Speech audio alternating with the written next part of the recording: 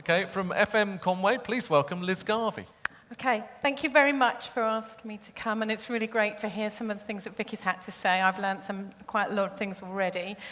So the great opportunity is to share the things that we're doing. So preparing for today, it made me think quite a lot about why increasing opportunities and broadening our talent pool is important. And I know quite a lot of people said, oh, we're not going to talk about the challenges that we face, but actually we do have quite a few of them. Oh, it's not working. Oh, yep, good, excellent. Challenge to get into the next slide. So we've got a large amount of infrastructure project requirements. We also have an age profile challenge, redeploying people who may have had a tough career working for us as contractors. How do we attract people to our industry and have those young, talented and vibrant people come and join our businesses? For us also, we've got increased operational costs. It may not be correct to say it, but actually, you know, things that are all laudable in and of themselves, such as the auto-enrollment legislation, the national wage standards, and one, possibly two levies, depending on which business you are, has all increased the cost of doing business. So, our own young people also have the challenge of increased costs of becoming qualified themselves, and I'm particularly talking about the costs associated with further education. With respect to our challenges, we also have, as a business, as a contractor, the challenge of Brexit and the uncertainty that brings. We rely on a pool of skilled labour from our colleagues and friends in Europe, and that pool of labour may be depleted very shortly. And the uncertainty of that is certainly a challenge for us as a business. In addition, obviously, diversity, and there I'm not just talking about women, but other people who may be far from employment. And that is a challenge for people such as us to embrace and provide opportunities for. So on that note, it is actually an opportunity for us. They are challenges, but we'd like at FM Conway to embrace them. There is a fantastic opportunity for us to work with other people to provide opportunities for enrichment, not just in terms of skills development, but actually literally. We have a fantastic opportunity as a sector to promote social mobility. So, what are we doing at FM Conway?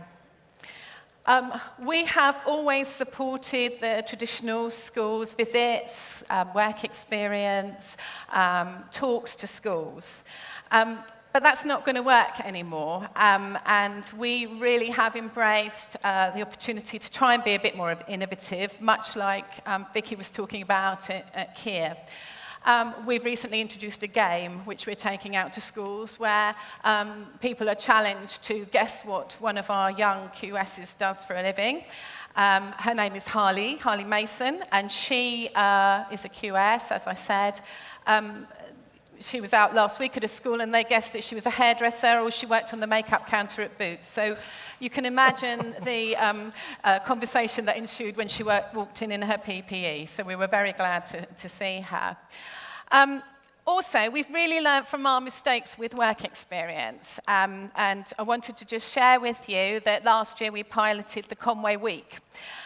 Because if I talk to managers in our business and they talk about, and I ask them to have people on work experience, it's really quite a challenge because it is quite hard to find something valuable for people to do. So this year we piloted the week that I'm talking about and provided a wide variety of experience. And actually our 15 to 17-year-olds came in, had training, had talks, that actually ended up with a first aid certificate.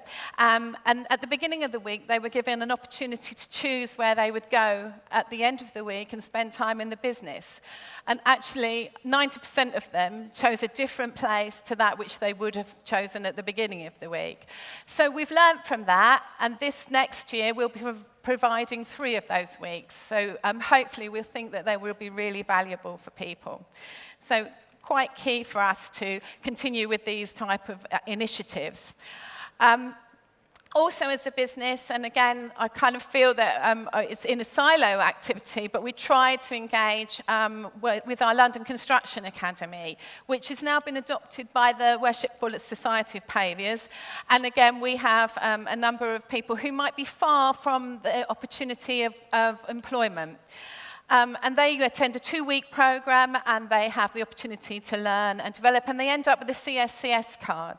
So in the 3 years that the Academy has been operating, we've had 183 graduates, and 88% of those people have been successful in achieving jobs, not just with FM Conway, but some of our partnering contractors.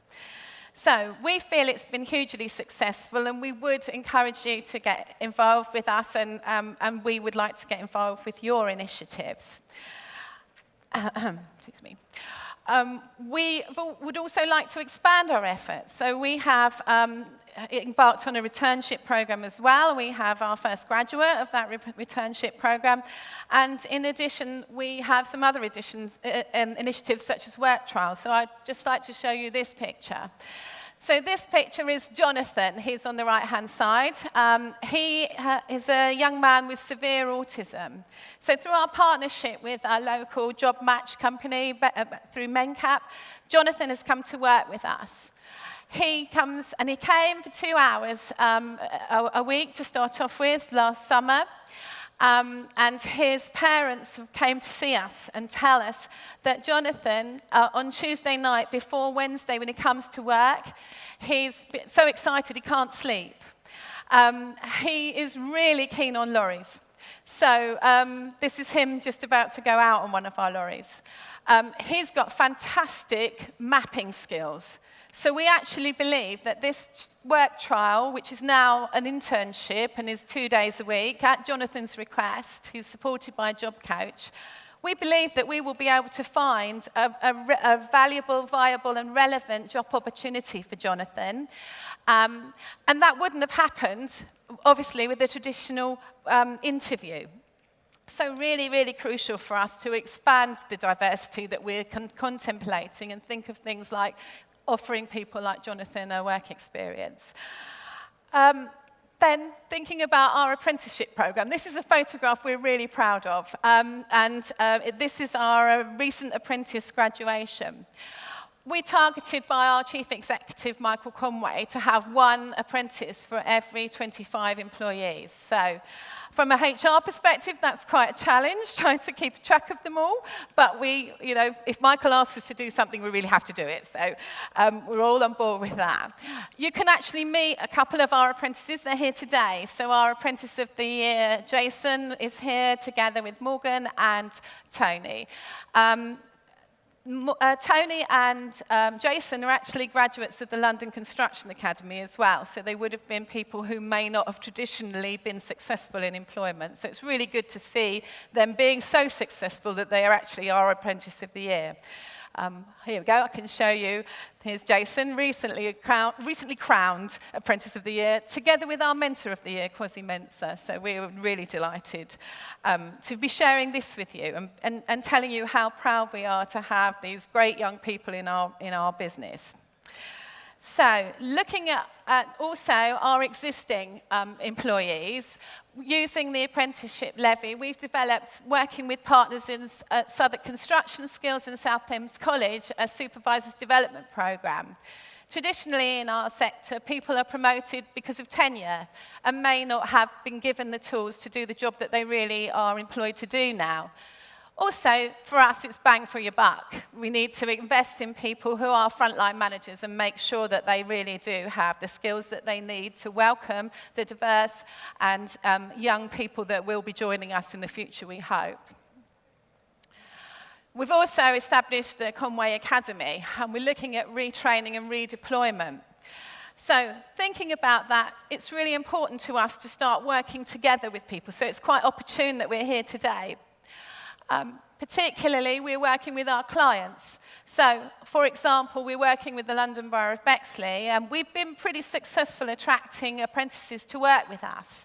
So those apprentices we've also shared with our clients. And indeed this year our apprentice enrichment programme is being operated in collaboration with the London Borough of Bexley. So again, something that we really want to promote, engage with and continue to do.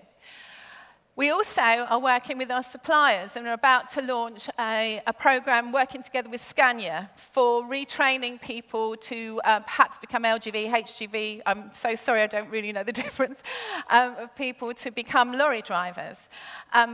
I understand there's a massive anticipated shortage of professional lorry drivers as well. So, you know, we've got two birds with one stone here, because I'm going back to the comment I made about people who are working in our industry and maybe tired or fatigued, or their bodies are suffering a little bit from the robustness of the work that they've had to do. So for us, we're looking at providing redeployment opportunities for our existing people and promoting development for them, new challenges for them as well. In addition, we feel that we should try and engage a little more with industry bodies or the government. We recently suggested to the CITB that they perhaps establish a spider network where a larger organisation with a professional learning and development organisation could perhaps provide support and encouragement to smaller businesses in the local area. We hope to hear back from them soon on that. So, we really feel we've got a unique opportunity to increase skills and provide an opportunity for to those people who don't have that. And I go back to my earlier point, really, really crucial to us, because we have such a fantastic opportunity to promote social mobility in our sector, and we as businesses need to be brave to do that. Thank you very much.